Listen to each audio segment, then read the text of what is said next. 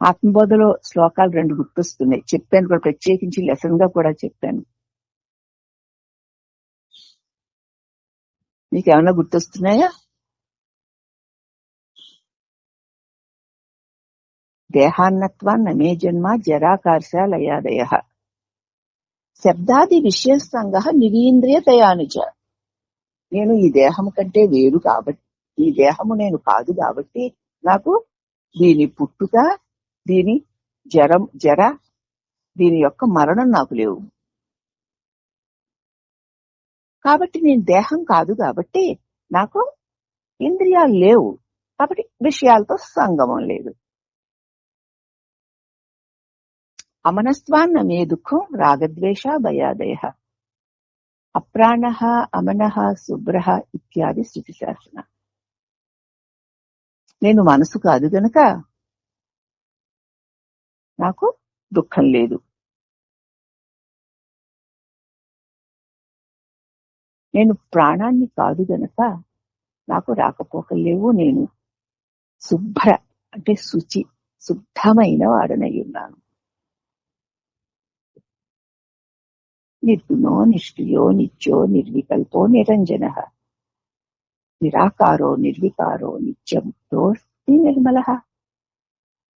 ఇంకద్దరికి ఏదైనా తెలుసుకోవలసింది ఉంటే తెలుసుకోవడం ఉంటుంది, తెలుసుకోవాల్సింది లేదు కాబట్టి అతడు తెలుసుకోడు కాబట్టి అతడికి ఏదీ లేదు. అర్థమైందా? ఇది జ్ఞానం అంటే.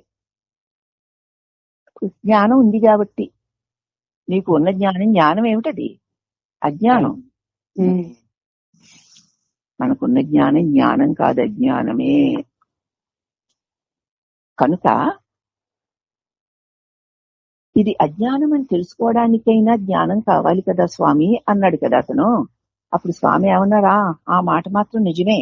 నేను అజ్ఞానాన్ని అని తెలుసుకుంటే నీకు జ్ఞానం ఉదయించినట్లే.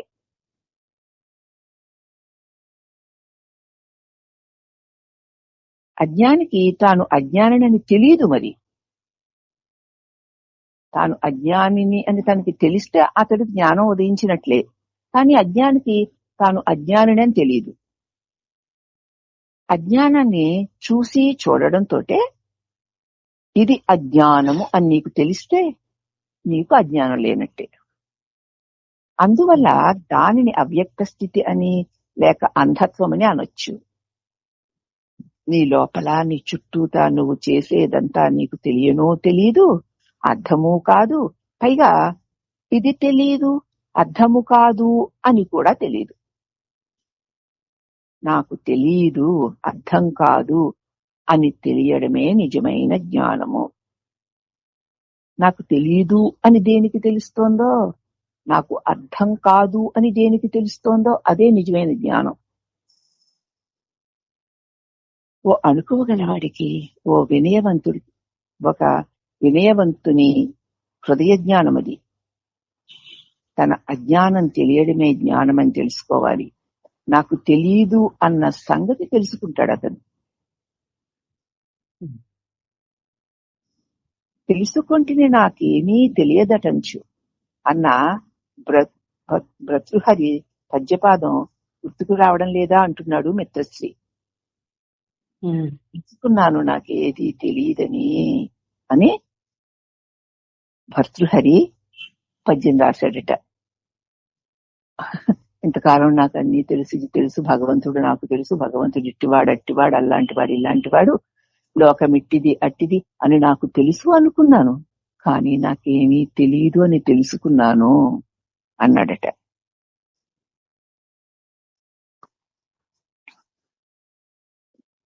నీకు ఇక్కడ ఒక ప్రశ్న కలుగుతుంది, కలిగి తీరాలి కూడాను.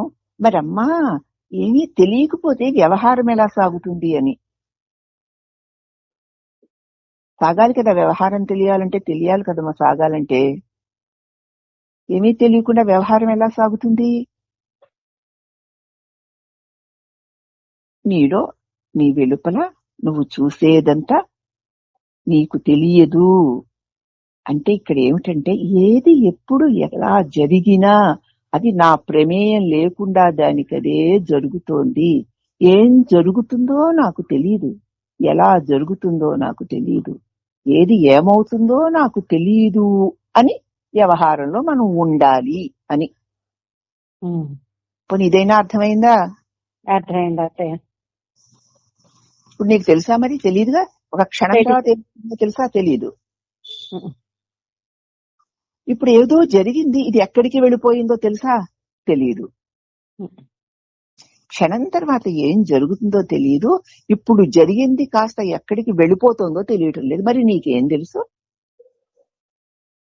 ఏం తెలియదు. తెలియదు అని తెలుసుకోవడమే జ్ఞానము. మరి తెలియకపోతే వ్యవహారం ఎలా సాగుతుంది అంటే, వ్యవహారము సాగుతున్నప్పుడు కూడా ఇప్పుడు ఇది ఇంతే, ఇలా జరుగుతోందంటే, జరుగుతోంది కాబోలు, జరగవలసి ఉంది కాబోలు జరుగుతోంది అంతే అంటూ ప్రతి సంఘటనలోనూ నువ్వు తాదాత్మ్యం చెందకుండా ఉండడమే జ్ఞానం అంటే. ఇప్పుడు ఆచరణకి అర్థమైంది కదా? అర్థమైంది. అప్పుడు నాకేమీ తెలియదని తెలుసుకున్నాను అని భర్తృహరి గారు అన్నమాట గుర్తొస్తుంది కదా అంటున్నాడు మిత్రశ్రీ. అంటే ఈ అమృతధార ఖడ్గధారని మనకి పరిచయం చేస్తున్నాయనమాట. అప్పుడు పృచ్ఛకుడు అజ్ఞానం అసలు తొలుగుతుందా ఎప్పటికైనా అని అడిగాడు. నిసర్గదత్, తెలియనందువల్ల నీకు వచ్చిన చిక్కేమిటి? ఇందాక నేను చెప్పిన మాటే, నీకేమీ తెలీదు, అంత మాత్రాన నీకు వచ్చిన చిక్కేమిటి, నీకు నష్టమేమిటి? తెలిసిన వల్ల నీకు వచ్చిన మేలేమిటి? తెలియనందువల్ల నీకు వచ్చిన చిక్కేమిటి? మొత్తం అంతా తెలియాల్సిన అవసరం లేదు. ఏది తెలియాలో అది ఒక్కటి తెలిస్తే చాలు. మిగతా దాని సంగతి ఏమిటో అదే చూసుకుంటుంది. ఏది తెలియాలి? అన్నిటినీ తెలుసుకునే నేనెవరు అని నీకు తెలిస్తే చాలు. మిగతాదంతా దాని సంగతి చూసుకుంటుంది. అది ఎలా చూసుకుంటుంది అనే సంగతి కూడా నీకు తెలియక్కర్లా. ఇంతకు ముందు కూడా నీకు తెలియకుండానే అన్ని జరగవలసినవన్నీ జరిగిపోతూనే ఉన్నాయి. నాకు తెలుసుకుని నువ్వే ఎగబడుతున్నావు దానిలోకి. అది ఎలా చూసుకుంటుందండి? నాకు తెలియకుండా పని ఎలా అవుతుందండి అని కూడా నీకు తెలియక్కర్లేదు. నీ అవ్యక్త చైతన్యం నీ వ్యక్త చైతన్యానికి వ్యతిరేకంగా పనిచేయకుండా ఉండడం ముఖ్యం. నీ అవ్యక్త చైతన్యం అంటే అన్నిటినీ ప్రకాశింపచేసే తెలుసుకునే జ్ఞానమేదో అదే నీ అవ్యక్త చైతన్యం. నీ ఆ జ్ఞానం ఇప్పుడు ఈ వ్యక్తమై తెలియబడే వాటికి వ్యతిరేకంగా పనిచేయకపోతే చాలు. ఈ వ్యక్తమై తెలియబడేవి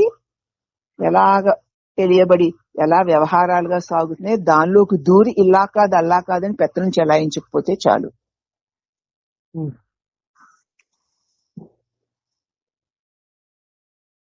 అన్ని స్థాయిల్లోనూ ఏకీకరణ ఉండడం ప్రధానం. అది తెలియడం అన్ని స్థాయిల్లోనూ ఏకీకరణ, అన్నిటిలోనూ ఏకీకరణ అంటే ఆ ఏకమైన ఆ నిజ సత్య జ్ఞానమందు నిలకడ కలిగి ఉండడమే ఇక్కడ ప్రధానం. ఇవన్నీ తెలియడం అంత ముఖ్యమైన విషయం ఏమీ కాదు అన్నారు మహారాజు గారు. అప్పుడు పృచ్ఛకుడు అంటున్నాడు, మనస్ సంబంధంగా మీరనేది నిజమే. మనసు విషయంలో చూస్తే మీరనేది నిజమే. కానీ ఇతరులను గురించి తెలుసుకునేటప్పుడు, లోకాన్ని గురించి తెలుసుకునే సందర్భాల్లోనూ నాకు తెలియదు అనేది తెలియడం అంత ప్రయోజనకరంగా ఉండదు కదా. ఇందాక మీకు రావాల్సిన ప్రశ్న అని చెప్పాను కదా, అదే ఈయన అడుగుతున్నాడు. సరేనండి, మనస్సు వరకు మీరు చెప్పింది బాగానే తెలిసింది. కానీ మరి ఇతరులను గురించి తెలుసుకునేటప్పుడు, లోకాన్ని గురించి తెలుసుకునే సందర్భంలోనూ నాకు తెలీదు అనేది తెలియడం అంత ప్రయోజనకరంగా ఉంటుందా? ఇతరుల గురించి తెలుసుకోవాలి దేహంతో వ్యవహారం చేస్తున్నప్పుడు. ఉమ్, లోకాన్ని గురించి కూడా తెలుసుకోవాలి. అప్పుడు మరి నాకు తెలియదు అన్నది అంత ప్రయోజనకరంగా ఉంటుందంటారా అన్నాడు ఆ పృచ్ఛకుడు. అప్పుడు నిసర్గత్ గారు అంటున్నారు, నీలోన అన్ని స్థాయిల్లోనూ నువ్వు ఏకీకృతమైతే బాహ్య జ్ఞానం దానంతట అదే సిద్ధిస్తుంది. నీ లోపల వెలుపల అన్నిటిలోనూ శుద్ధ జ్ఞానంగా గనక నువ్వు నిలిచి ఉంటే బాహ్య జ్ఞానం దానంతట అదే సిద్ధిస్తుంది. జీవితంలో ప్రతి క్షణము ఏది తెలియాల్సిన అవసరం ఉంటుందో అది తెలుస్తూనే ఉంటుంది. జీవితంలో ప్రతి క్షణం నీ ప్రారబ్ధవశాన నీ దేహంతో చేయవలసిన వ్యవహారానికి ఎంత అవసరమో అంత దానికదే తెలుస్తూ ఉంటుంది. ప్రయత్నం చేయక్కర్లేదు మనం.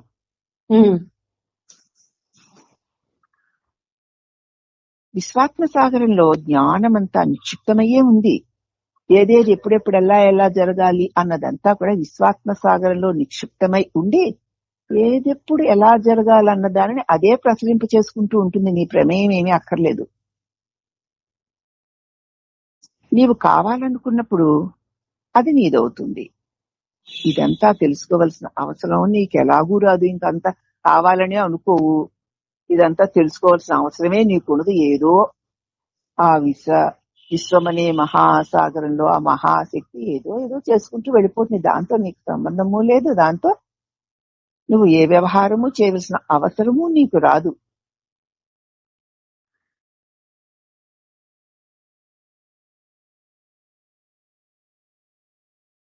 కాబట్టి అయినప్పటికీ కూడా ఈ జ్ఞానమంతా నీదే.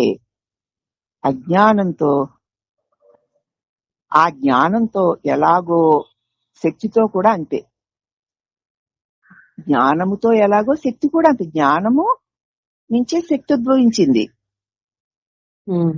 వ్యక్తమైతే శక్తి అంటారు, అవ్యక్తమైతే జ్ఞానం అంటారు. అవ్యక్తమైన జ్ఞానమే వ్యక్తమై శక్తిగా ఈ విశ్వమనేటువంటి సాగరంలో ఏ సంఘటనలు ఎప్పుడెప్పుడు ఎలా జరగాలి అన్నదంతా నిక్షిప్తమై ఉండి ఆయా కాలాలకు అనుగుణంగా అవి ప్రసరిస్తూ ఉంటుంది. ఆ శక్తి ప్రసరింప చేసుకుంటూ ఉంటుంది.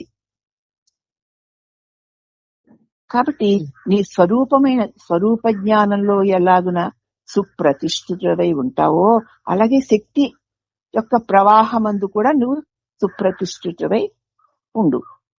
ఈ వ్యవహారం పట్ల కూడా అలాగే సుప్రతిష్ఠితుడై ఉండు. అంతే. ఏది జరగడం అవసరమని నువ్వు అనుకుంటావో అది తప్పకుండా అప్పుడు జరుగుతుంది. ఈ విశ్వాన్ని నిర్వహించే వ్యవహారమంతా భగవంతుడు చూసుకుంటున్నాడు అన్న మాటల్లో సందేహం లేదు. ఈ విశ్వాన్నంతా ఎలా వ్యవహారంగా మార్చుకోవాలా సంగతి భగవంతుడు తెలుసు. దానిలో సందేహం లేదు. కానీ ఎవరైనా కాస్త సహాయాన్ని అందిస్తే ఆయనకు సంతోషమే. అంతా భగవంతుడే చూసుకుంటాడు. కానీ ఎవరైనా కాస్త ఆయనకు తోడిస్తే ఆయనకు సంతోషంగానే ఉంటుంది. ఈ సహాయకుడు నిస్వార్థపరుడై తెలివిగలవాడైతే విశ్వశక్తులని అతడి ఆజ్ఞను శిరసావహిస్తే. సహాయకుడంటే ఆయనతో అనుసంధానమై ఉండేవాడు. ఆయనకి సహాయం అవసరమే ఉంది, అక్కర్లేదు అసలు. కాబట్టి ఆయనతో అనుసంధానమై ఎవరైనా ఉంటే ఆయనకి ఎంతో సంతోషిస్తాడు. అంతేకాకుండా ఆయనకున్న దివ్యశక్తులనే ఆ అనుసంధానమై ఉన్నవాడికి కూడా వచ్చేస్తాయి. నువ్వు అలా ఎందుకు ఉండకూడదు? నీవు నీ అహంకారంతో నీ మమకారంతో నీ దేహంతో అనుసంధానమయ్యి నీ గతపు వాసనలతో అనుగుణంగా ఇంద్రియాలతో లోక వ్యవహారాలు సత్యమని భ్రమలో తిరుగుతూ మరి నీకు సత్య జ్ఞానం కలగాలంటే ఎలా కలుగుతుంది? నీవు అనుకున్న వల్ల అనుకున్నట్టు అవ్వాలంటే ఎలా అవుతాయి? అనుకున్నదంతా అనుకున్నట్లుగా వ్యవహారము చేయగలిగిన అనంత భగవంత చైతన్య సాగరముతో నువ్వు అనుసంధానమైతే శక్తులు నీకు వస్తాయి. అప్పుడు